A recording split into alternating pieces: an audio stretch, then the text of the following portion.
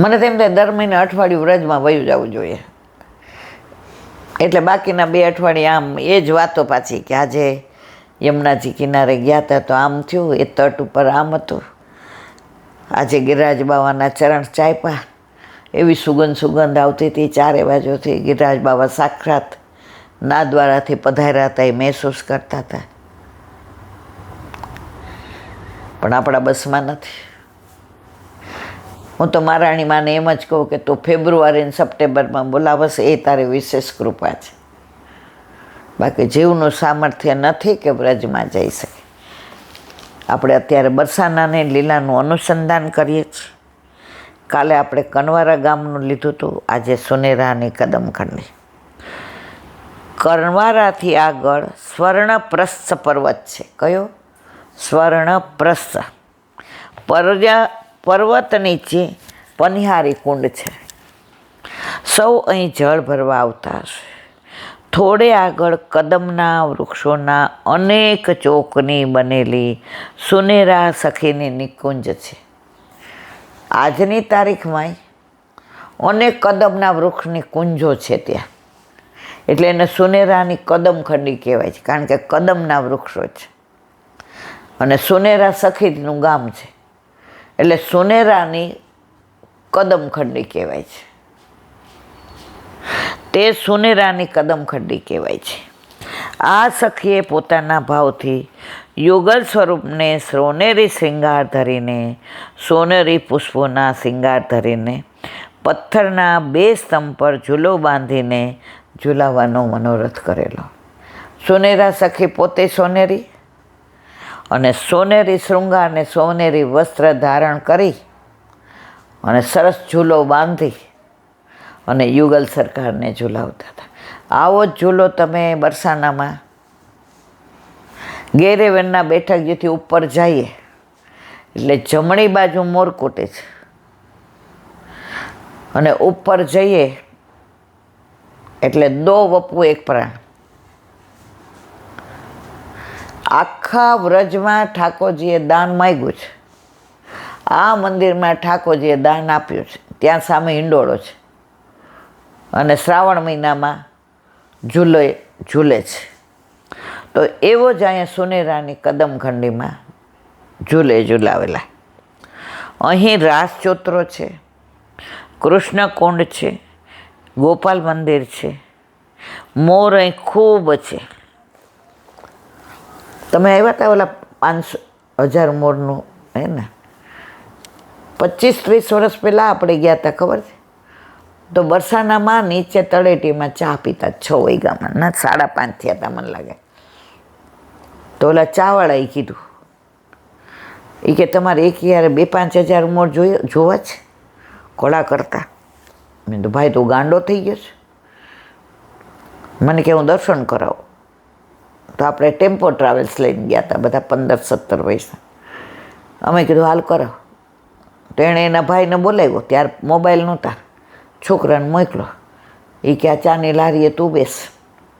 આપણી ગાડી બેસી ગયો. ના સોનેરાની કદમખંડીમાં આ સોનેરા જે આ સ્વર્ણપ્રસ્થ પર્વત છે ને એના ઉપર મોર એકલા અને નીચે એટલા મોર અને કળા કરે ને ટેહું બોલે. એ અડધો પોણો કલાક જ. પછી બધા હતા, પછી થોડા ઘણા 5-25-200, પણ આ તો મોરને જે અમે જોયા છે એ દર્શન હજી આંખોમાંથી ગયું નથી. મોર અહીં ખૂબ જ છે. દિવ્ય સુગંધ લાગ્યા કરે. અહીં ગોસ્વામી વલ્લભલાલજીના બેઠક જે છે. કામવનથી શ્રી ચંદ્રમાજીની સેવા પહોંચીને આપ નિત્ય અહીં પધારતા. પંચમ ગૃહ વલ્લભલાલજીના બેઠક જે ક્યાં? સુનેરાની કદમખંડી. સેવા પહોંચીને અહીંયા પધારતા.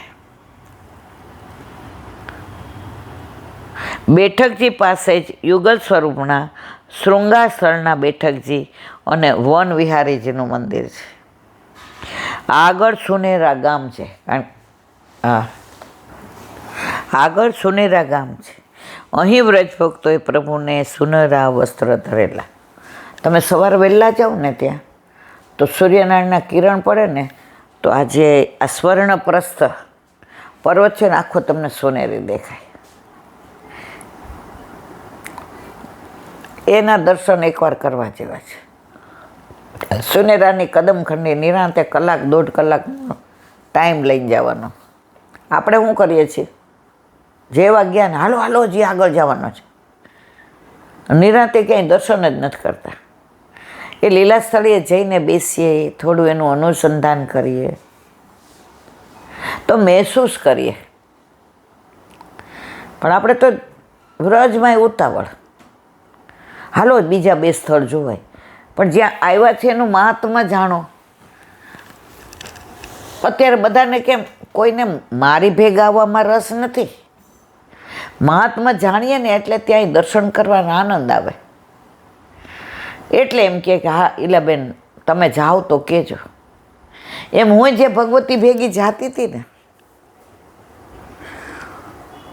લગભગ 30 વર્ષ પહેલાં 4 દિવસની રજા હતી અને ખબર તમે આવ્યા હતા વ્રજમાં, તો ગાડી કરીને તમે કીધું કે મારે સાંકડી ખોર જોવી છે.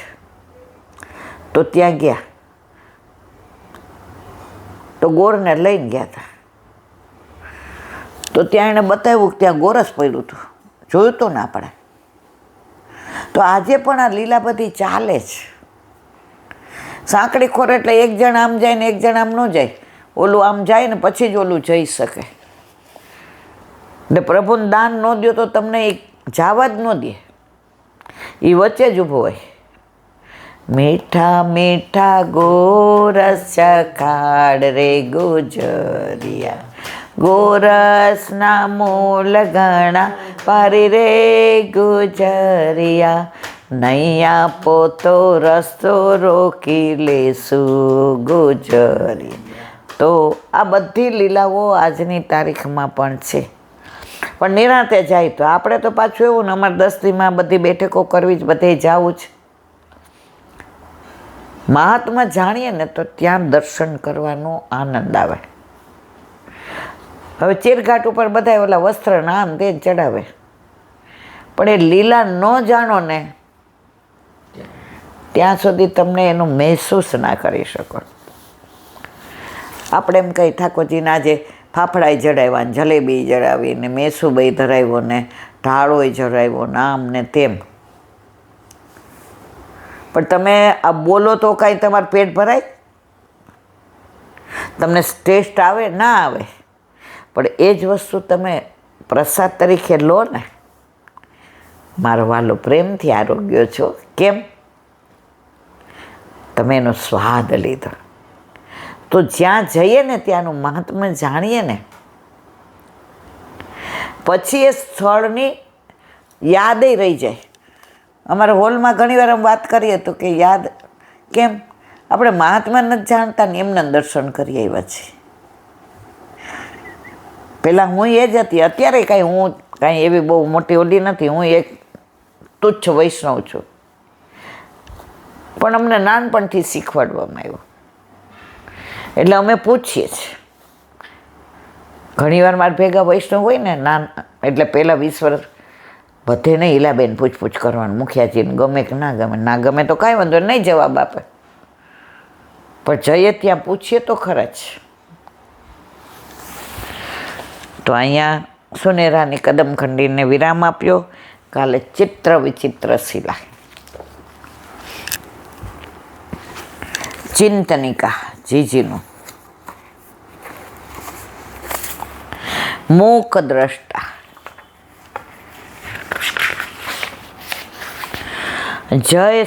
જગ સર્જક, તારી સૃષ્ટિને નિહાળવા તે મને દ્રષ્ટિ આપી છે.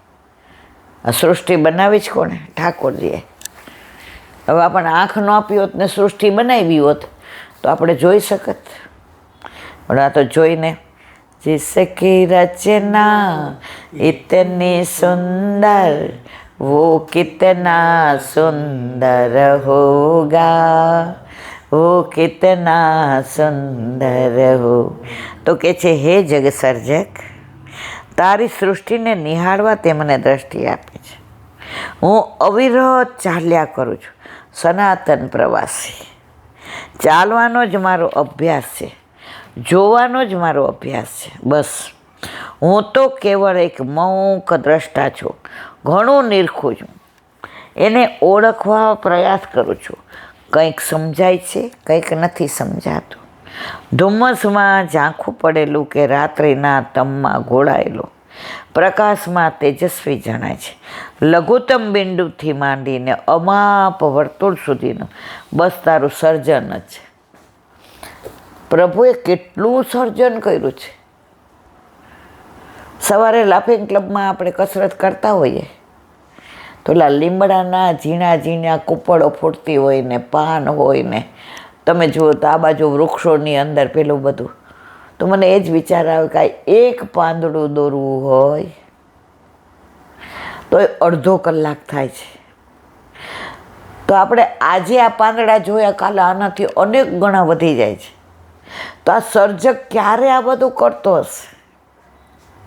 આ તો એક વૃક્ષની વાત કરી, દુનિયામાં કેટલું સર્જન કરે છે. વૃક્ષોમાં સર્જન, વેલીઓમાં સર્જન, મનુષ્યોમાં, પશુમાં, પક્ષીમાં. હા હા હા, આને વંદન કરવા સિવાય શું કરી શકીએ મારા વાલા?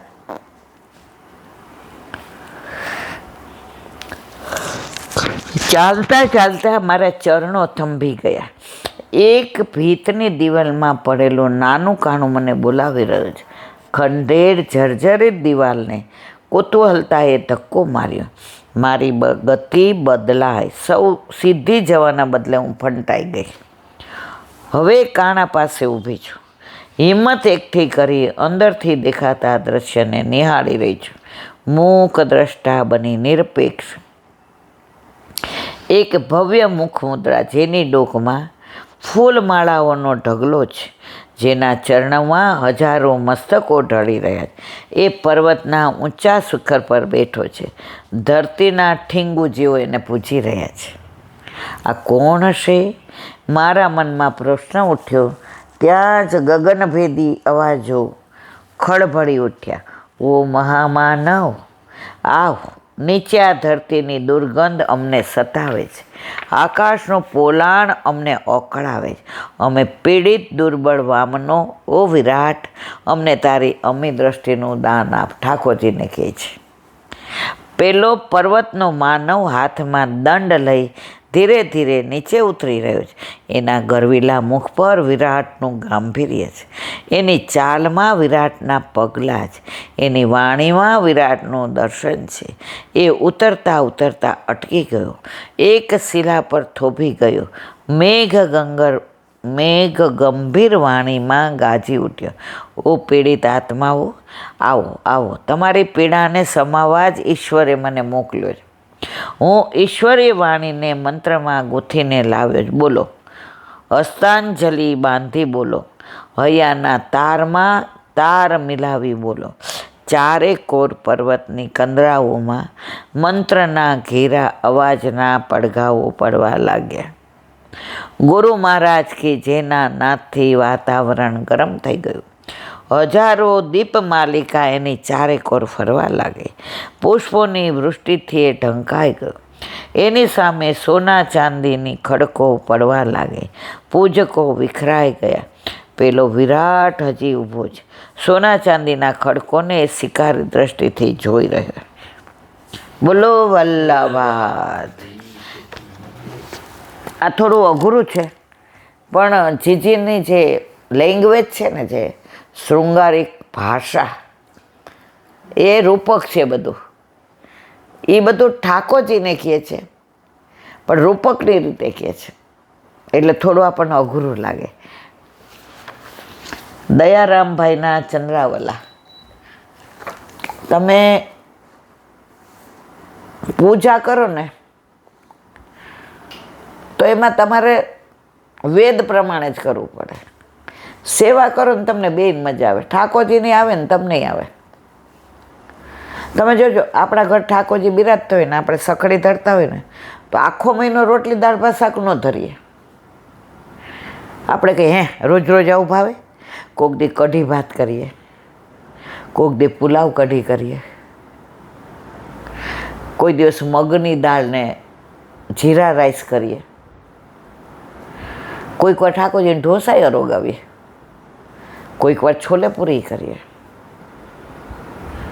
પાછા કહીએ ઠાકોરજીને એકનું એક થોડું ભાવે. જો સાક્ષાત માનીએ છીએ તો આવો વિચાર આવે છે. નથી માનતા તો જે ધરાવો, જો જે સાક્ષાત નથી માનતા ને રોજ દૂધ મિશ્રી ધરાવે, ઠાકોરજીને ક્યાં ખબર પડે છે? પાછા આપણને એમ કે મારો વાલો તો ભાવનો ભૂખો છે. મેં કીધું ઠાકોરજી કહે છે તોય ભાવની ભૂખી છે, મન ધરાવીને રોજ દૂધ મિશ્રી, એટલે આખો દી આ દૂધ મિશ્રી ખા ખા કરવાનું. હે ઈલાબેન, એવું થોડું હોય? આજે આપણો દીકરો જન્મે ને ત્યારે આપણે સ્તનપાન કરાવીએ,